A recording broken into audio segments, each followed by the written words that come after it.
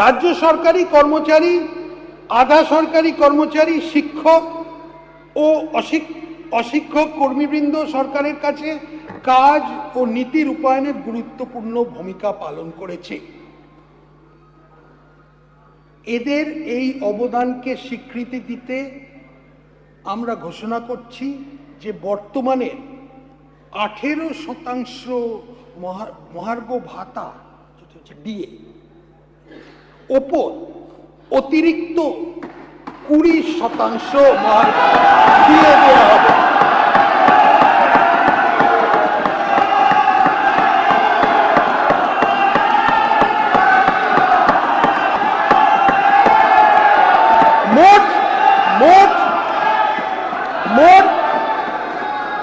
মোট ডিএ হার হবে 38%।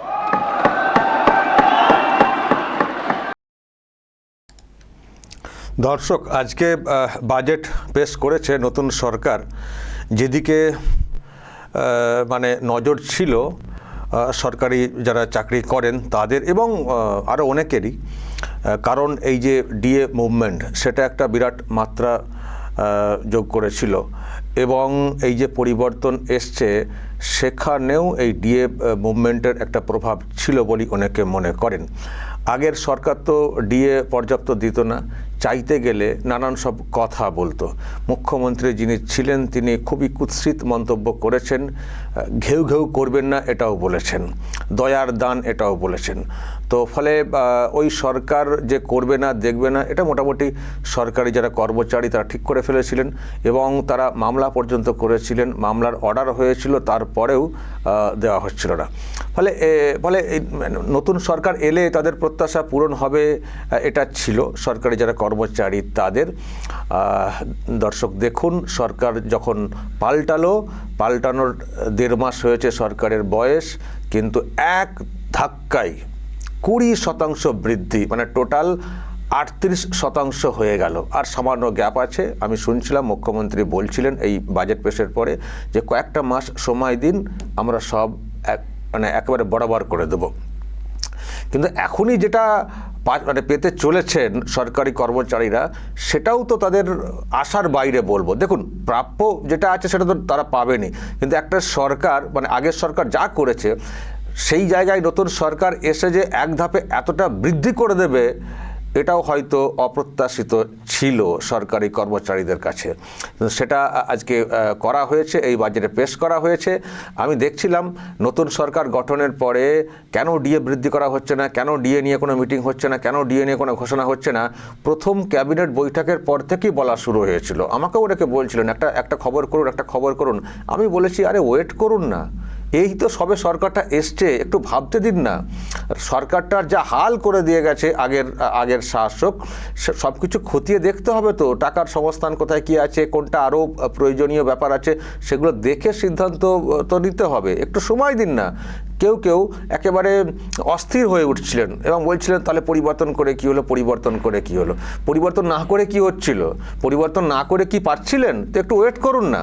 তো দেখুন দর্শক, চুপি একেবারে ভাবনা নিয়ে কাজ করছিল সরকার এবং বাজেটে আজকে প্রমাণ করে দিল যে আমরা ভাঁওতা প্রতিশ্রুতি দিয়ে আসা লোক না, আমরা যেটা বলেছি সেটা করব, যেটা প্রাপ্য সেটা দেব।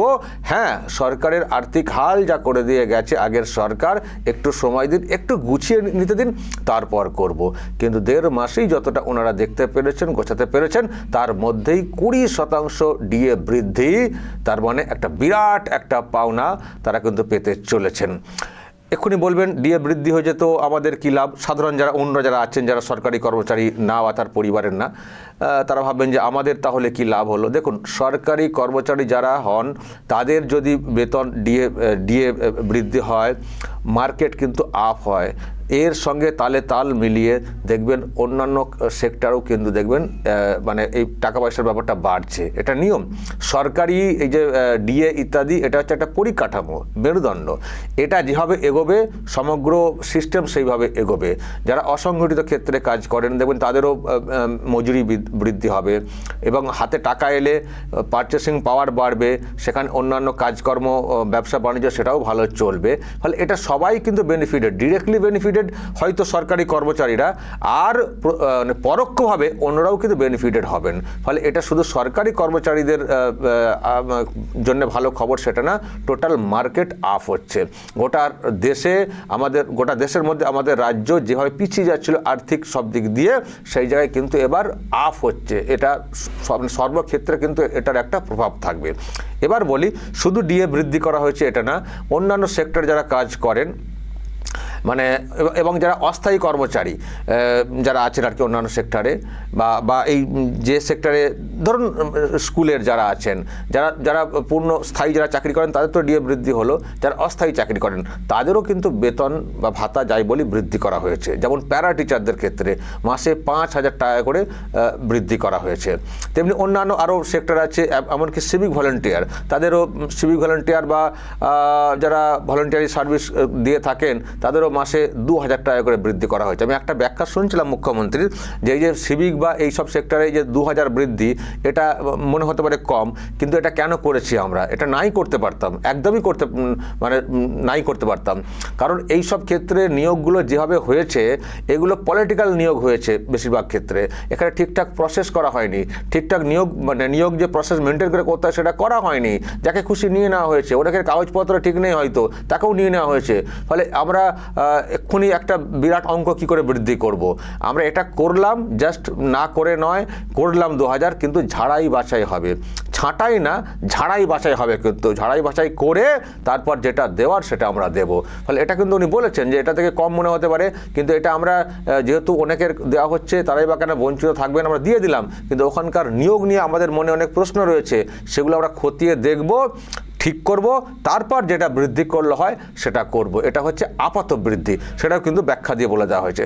তেমনি আশা কর্মীদের 5,000 টাকা করে বৃদ্ধি করা হয়েছে, অঙ্গনওয়াড়ি তাদেরও 5,000 টাকা করে বৃদ্ধি করা হয়েছে, সহায়িকাদেরকে বৃদ্ধি করা হয়েছে, এমনকি যারা স্কুলে রান্নার কাজে যুক্ত তাদেরও মানে ভাতা বা বেতন যাই বলি সেটা কিন্তু বৃদ্ধি করা হয়েছে সর্বস্তরে। আজকে যে বাজেট পেশ করা হয়েছে দর্শক, আমি তো বলবো মমতা ব্যানার্জির মুখে ঝামা ঘষে দেওয়া বাজেট, জাস্ট ঝামা ঘষে দেওয়া বাজেট। তার মুখে আজকের একটা কথাও বের হওয়ার কথা না, যদি আনাড়ি না হন। আনাড়ি জানি আমরা, মানে যে বাজেট আজকে প্রকাশ করা হয়েছে, পেশ করা হয়েছে একটা রাজ্যকে এগিয়ে নিয়ে যাওয়ার ক্ষেত্রে, নতুন করে গড়ার ক্ষেত্রে, মানে আমি তো বলবো আমিও এতটা ভাবিনি।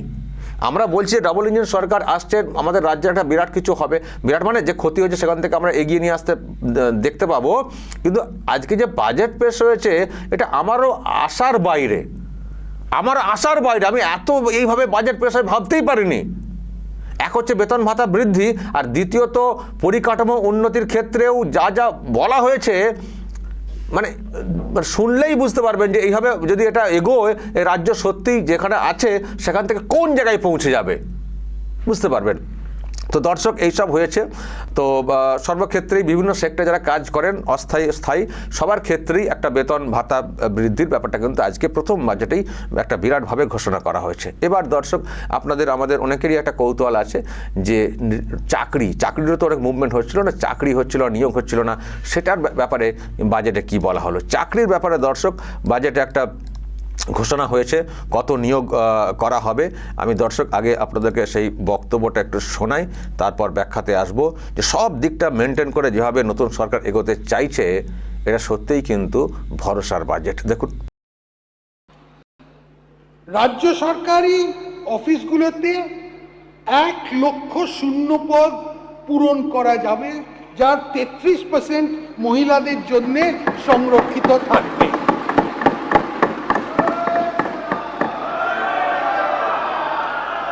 এই শূন্য পদগুলোর মধ্যে 20,000 পুলিশ বিভাগ, 50,000 শিক্ষক, অধ্যাপক,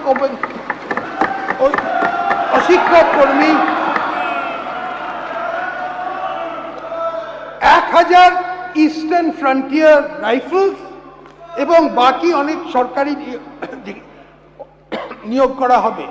যেখানে প্রযোজ্য সেখানে 10% অগ্নিবীরদের জন্য সংরক্ষিত থাকবে। সরকারি নিয়োগকারী বিভিন্ন সংস্থাকে ইউপিএসসির ধাঁচে একটি প্রাতিষ্ঠানিক কাঠামোর মধ্যে আনা হবে।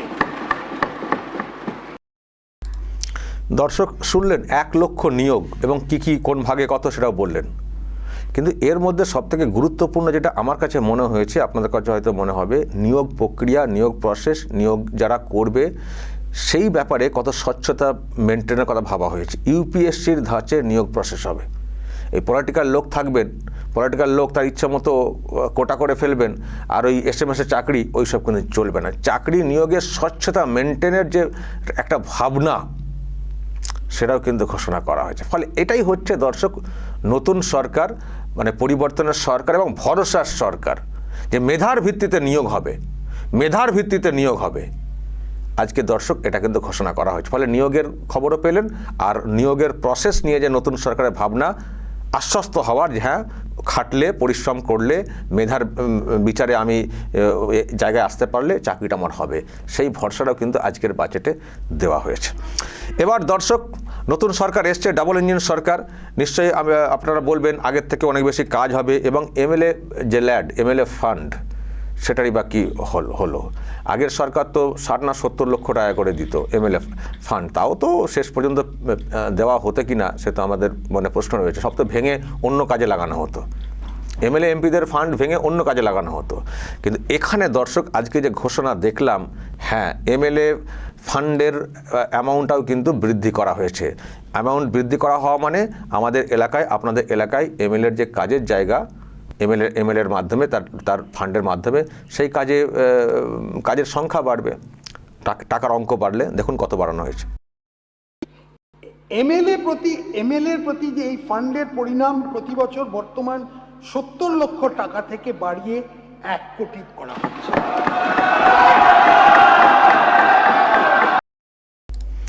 1 কোটি টাকা এমএলএ ফান্ড করা হচ্ছে। ফলে কাজের আরও এটা বাড়বে, টাকা বেশি এলে তার এলাকায় এমএলএ বেশি কাজ করতে পারবেন।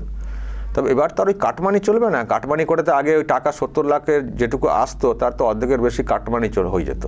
এবার কাটমানির কোনো জায়গা নেই। কাটমানি কিছু হলেই খবর পেলে আরামবাগ টিভি চুপ থাকবে না, সেটা আপনাদেরকে বলে রাখতে পারি। তো আমরা সেরকম আশা করি না। কি করে আশা করব? আগের সরকার ওইসব করছিল বলেই তো পরিবর্তনের ডাকটা এসছিল। তো পরিবর্তিত সরকার এসছে, কাটমানি বিরোধী সরকারটা এসছে, তো সেখানে কাটমানি হবে কেন?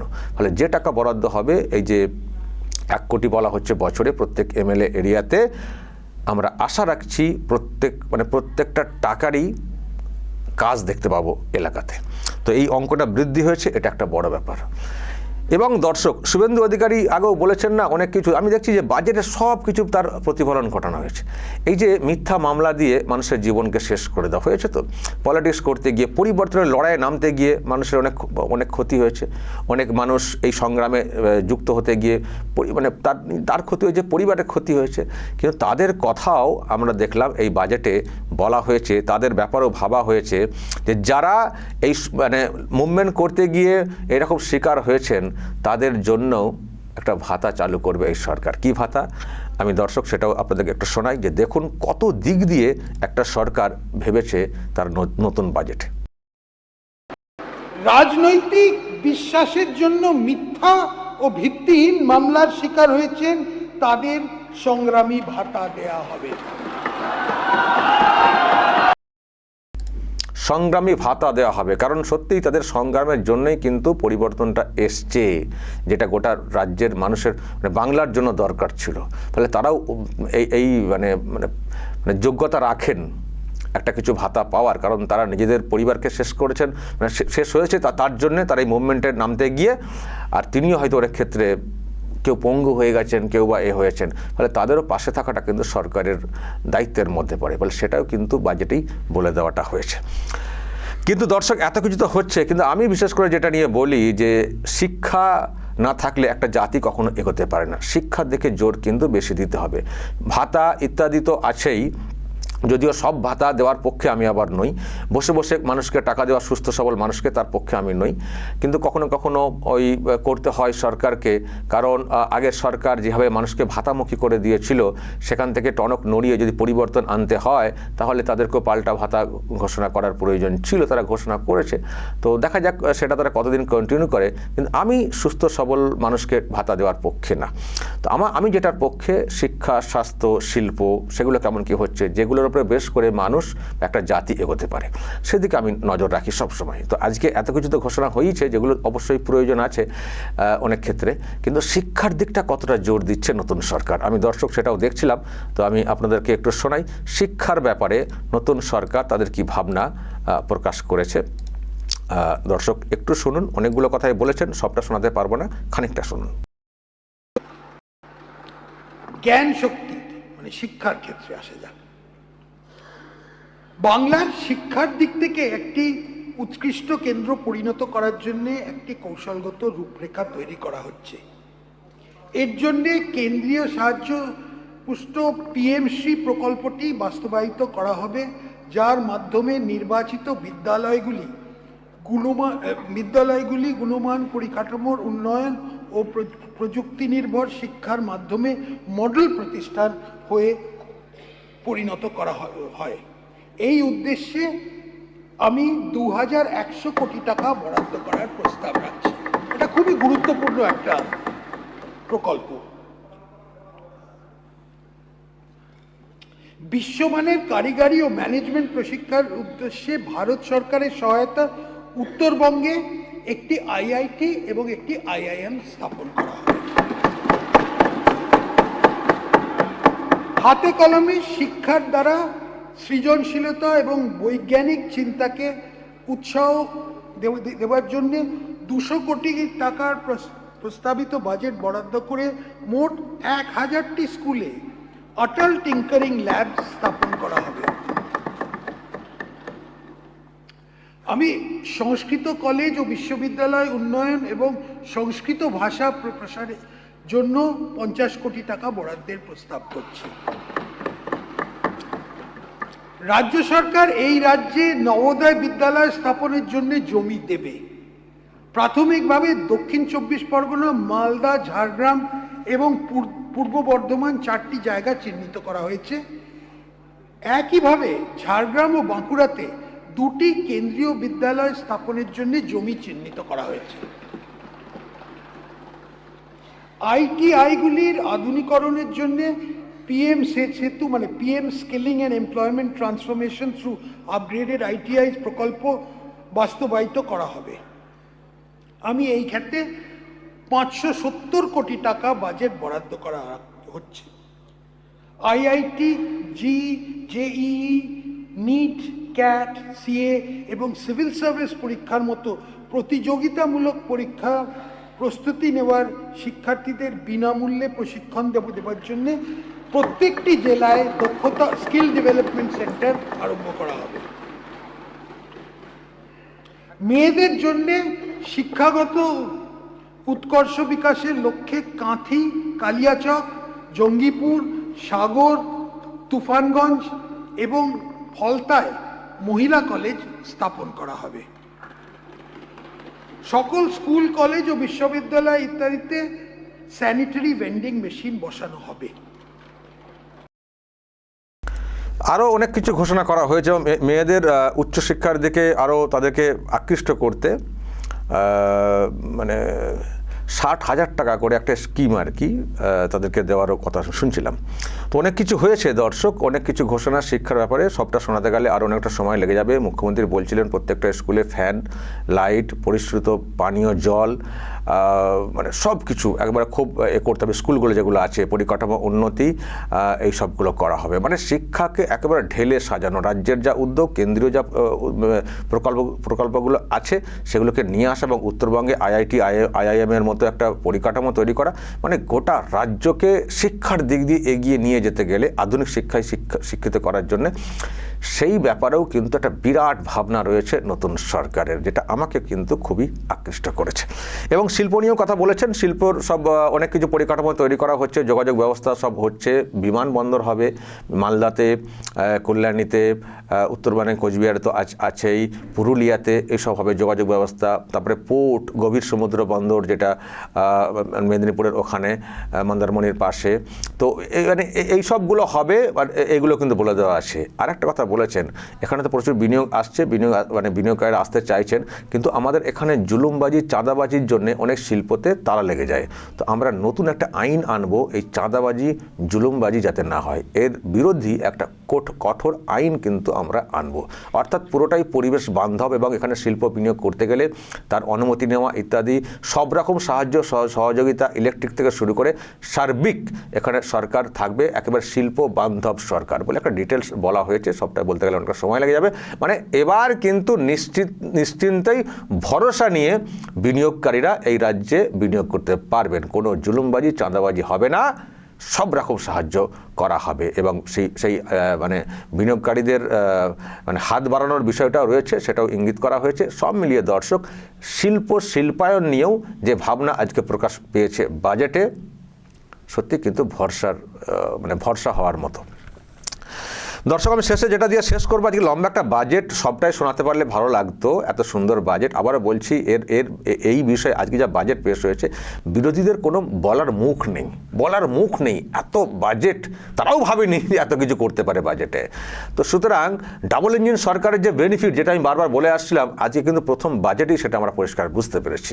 আশা করি গোটা রাজ্যের মানুষই বুঝতে পেরেছেন, ফলে অবশ্যই একটা বিরাট ভরসার জায়গা সেটা আমরা বলতে পারি। কিন্তু প্রশাসনিক কাজকর্মের সুবিধা হওয়ার জন্যে কিছু জায়গাকে ভেঙে জেলা এবং পুরসভা করার কথাও কিন্তু আজকের এই বাজেটে বলা হয়েছে। এবং তার মধ্যে আমার কাছে একটা খুবই খুশির খবর, কারণ এখানে আরামবাগ অংশ, সেটাকে আরামবাগ মানে জেলা করা হবে, এটাও কিন্তু বলা হয়েছে। আরামবাগ জেলার দাবি এটা দীর্ঘদিনের, কারণ আমাদের এই আরামবাগের মানুষকে জেলার কাজকর্মের জন্য যেতে হয় সেই চুচুড়া, অনেকটা দূর, একটা আমরা কোণে পড়ে থাকি, খুব সমস্যা হয় ডিএম অফিস এইসব জায়গায় যাওয়াতে।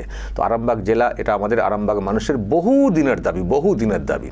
তো আজকে দেখলাম আরামবাগের নামটাও উচ্চারিত হয়েছে নতুন জেলা গঠনের ক্ষেত্রে, এবং সেই সঙ্গে আরামবাগের পাশেই কামারপুকুর, সেখানে পৌরসভা হবে, সেটাও কিন্তু উল্লেখ করা হয়েছে। আর কোন জেলা বা কোন অংশ পৌরসভা হবে, আমি দর্শক একটু শুনিয়ে শেষ করব।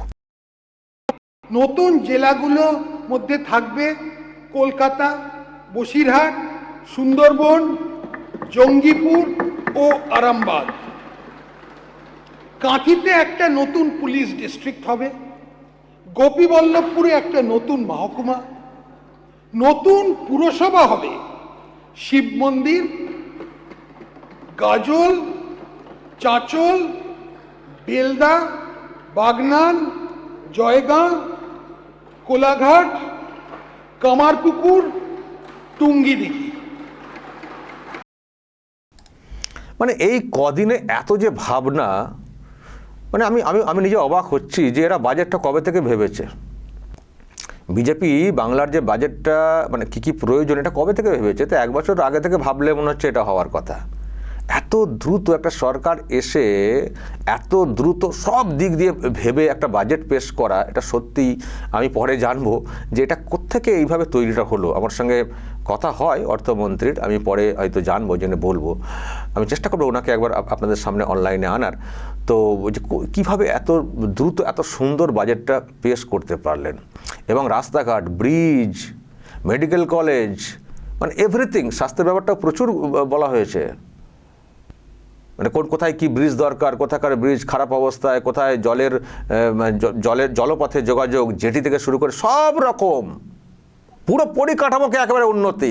একটা হচ্ছে মানুষকে ডিরেক্টলি টাকা পয়সা দিয়ে বেনিফিটেড করা, আর অন্যদিকে স্থায়ী সমাধান, পরিকাঠামো উন্নতির সব দিকটা টাচ করা হয়েছে এই 1.5 মাসের মধ্যে। 1.5 মাসের রিসার্চে অন্তত 1.5 মাস আমরা দেখতে পাচ্ছি।